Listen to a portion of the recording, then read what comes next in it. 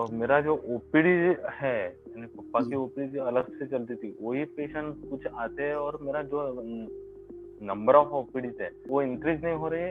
And second thought की ICU में जहाँ पर मैं प्रैक्टिस करता हूँ सर, यहाँ पर कार्डियक कोई काम नहीं करता है, कोई भी नहीं।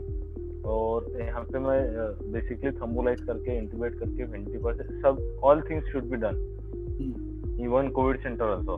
बट जो ओपीडी और आईपीडी का रेशो आना चाहिए, ऐसा कुछ भी नहीं है। एक पूरे 24 आवर में सर्विस देता हूँ, फिर भी ओपीडी सर 10 से 15 के ऊपर नहीं जाती है। तो इसके लिए मार्केटिंग में क्या करते हैं सर आप? मार्केटिंग में सर पीआरओ है, और बाकी सर तो कुछ है नहीं यहाँ पर, क्योंकि तालुका प्लेस है छोटा सा। तालुका भी हो सर डिस्ट्रिक्ट में, वो कोई बात नहीं। आप देखो ना, सबके पास स्मार्टफोन होगा। आप देखो ना, छोटे छोटे बच्चों के पास स्मार्टफोन होता है और सब टिकटॉक बना रहे होते हैं। तो दूसरा एक आपके जो पिताजी हैं, उनको ना किस तरह से चलाया था, उनकी ओपीडी अच्छी चलती थी? हाँ, उनकी ओपीडी चलती थी। देखिए उनका एक स्ट्रेटेजी थी कि मुझे बस 20 पेशेंट देखना है, बस उसके ऊपर नहीं, आईपीडी नहीं रखते थे वो। उसके बाद में नहीं, पर उनकी ओपीडी जो करते थे उसमें कुछ खासियत होंगी जो आप भी एक्वायर कर सकते हैं। वैल्यू सेट आपको ढूंढनी पड़ेगी। उनका क्या वैल्यू सेट था जो खींचता था? तो सर उनकी काफी 35 ईयर्स से उनकी ओपीडी चल रही है। जनरल प्रैक्टिस करते थे और उस टाइम में सर मोस्टली 4 या 5 डॉक्टर्स थे यहाँ पर। अभी नियर अबाउट 30 प्लस डॉक्टर्स है। आपको उनका जो वैल्यू सेट को साथ में लेके चलना है और नए के लिए नए मार्केटिंग करना है। करेक्ट। आपका ब्रांड डेवलप नहीं होगा अगर 30 डॉक्टर हैं, तो आप लोगों को पता होना चाहिए ना कि आप कुछ स्पेशल प्रोवाइड करते हो, आपकी केयरिंग अच्छी है, फैसिलिटी कुछ अच्छी है, कुछ पता होना चाहिए ना। पता ही नहीं होगा तो कैसे सिलेक्ट होगा। और तालुका प्लेस में वैसे भी अगर आप थोड़ा कैंप करेंगे या फिर थोड़ा अवेयरनेस फैलाएंगे तो हम बैनर कैंप जरूरी फायदा होगा। अच्छा सर, मैं अभी 2 साल कंप्लीट होने पर आ गए, तो मैंने अभी रिसेंटली 15 डेज से कैंपेन चालू कर दिया है। डेली आज भी मेरा कैंप हुआ था। नियर अबाउट मैंने 45 पेशेंट देखे, उसमें से 28 पेशेंट कार्डियक निकले। अच्छा। हाँ। आपका टाउन ये जो तालुका प्लेस कहाँ पे है सर? अमरावती डिस्ट्रिक्ट में, दर्यापुर। तो नियरेस्ट सेंटर कहाँ पे है जहाँ पे कैथ लैब है? सर नीरज रागानी, डॉक्टर नीरज रागानी है, जेनिथ हॉस्पिटल अमरावती। मैंने उनके अंडर भी 3-4 साल लगभग काम किया है। आप उनसे टाई अप कर लीजिए, जितने भी एमआई पेशेंट्स आते हैं उसके लिए। सर उनसे तो सर अभी उनका ही कैंप रखा है हमने। हाँ, मतलब टाई अप अच्छे से कम्युनिकेशन है। हाँ, और दूसरा ये है कि आप एक एम्बुलेंस फैसिलिटी अगर कर सकते हैं so that the patient can reach that hospital early. अच्छा, ओके। वो फैसिलिटी से आपको बहुत बूस्ट मिलेगा सर।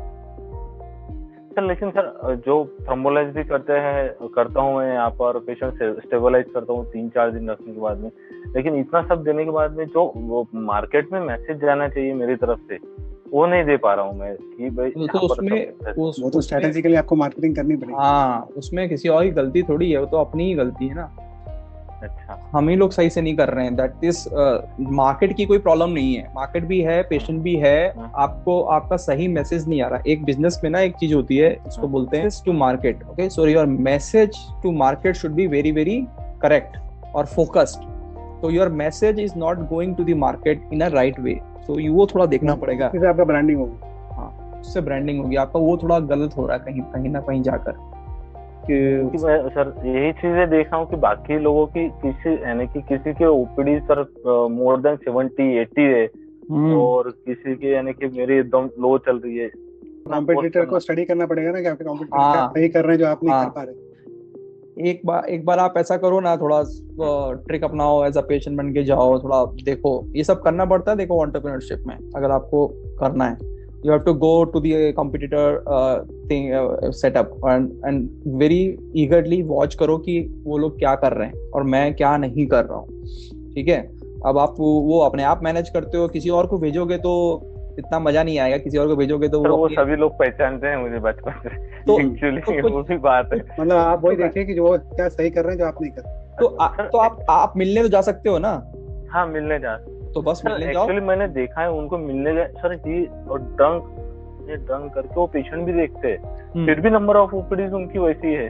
और लॉयल्टी से नहीं, भी देखो एक बात समझ के ये रखो, आप कहीं ना कहीं गलती कर रहे होंगे और वो कहीं ना कहीं सही कर रहे होंगे, कोई चमत्कार नहीं होता है, ठीक है, कोई चमत्कार नहीं होता, कहीं ना कहीं आप गलती कर रहे होंगे और कहीं ना कहीं वो सही पे होंगे, तो वो आपको आइडेंटिफाई करना पड़ेगा। ऐसा नहीं होता है कि अरे नहीं अचानक से उसका हो गया यार, मेरा नहीं हो रहा है यार, ऐसा नहीं, कहीं ना कहीं कुछ ना कुछ मिस्टेक होगा, आपको डीपली थोड़ा जाना पड़ेगा। कॉम्पिटेट अपने फादर की वैल्यू सेट लेके देखनी पड़ेगी कि उन्होंने 30-35 साल कैसे चलाया है। ये मत सोचो कि उनके जमाने में कंपटीशन नहीं था, ठीक है उनके जमाने में कंपटीशन नहीं था, आपके पर्सपेक्टिव से बहुत सारे क्वैक्स थे पहले, आयुर्वेदिक मेडिसिन थे, आते ही नहीं थे लोग डॉक्टर के पास, तो आप ऐसा कैसे सोच रहे हो कि खाली उनके पास कंपटीशन नहीं था, ऐसा नहीं है। कुछ लोग तो डॉक्टर के पास आते ही नहीं थे उस जमाने में, लोग तो अपने आयुर्वेदिक मेडिसिन कर लिया, इधर कर लिया उधर कर लिया, तो उनका कुछ वैल्यू सेट था जो इतना लंबा चला, तो वो वैल्यू सेट आपको समझना पड़ेगा। आज की परिस्थिति के हिसाब से जो बिजनेस मार्केटिंग करनी है वो सेट करना पड़ेगा, और कॉम्पिटिटर क्या कर रहे हैं सही वो वॉच करना पड़ेगा। तब देखिए पूरा मार्केट चेंज हो गया, जैसे बिफोर क्राइस्ट और आफ्टर क्राइस्ट था ना, ऐसे भी बिफोर कोरोना आफ्टर कोरोना है, पूरा दुनिया सारे सिस्टम अब चेंज हो जाएंगे मार्केटिंग के, आपको नए रूल सीखने पड़ेंगे।